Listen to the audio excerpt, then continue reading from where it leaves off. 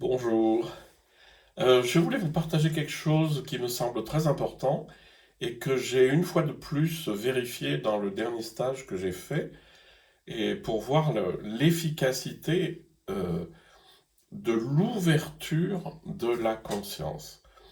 Et la seule idée que je veux vous partager est celle-ci, c'est que dans la mesure où on emploie les mots de concentration, se concentrer sur, se concentrer sur son souffle, sur la bougie, sur la posture, ce que vous voulez, tant qu'on se concentre et qu'on se focalise, l'esprit sera toujours agité.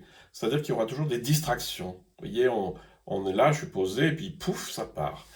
Et au lieu de chercher à gérer les distractions, à les empêcher, euh, il vaut mieux élargir le champ. Non, ça je vous l'ai dit, je vous le redirai jusqu'à la fin de ma vie. Ouvrir la conscience par tous les sens, de façon à ce que la conscience se rapproche de sa taille qui est infinie, afin qu'on comprenne que la conscience n'est pas la même chose que le monde mental.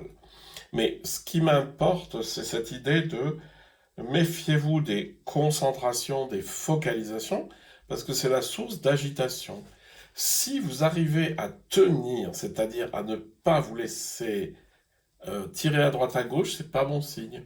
Pourquoi? Ça veut dire que vous êtes dans le dur, et je fais ça, et je vais pas me laisser, donc ça implique une dureté et un effort.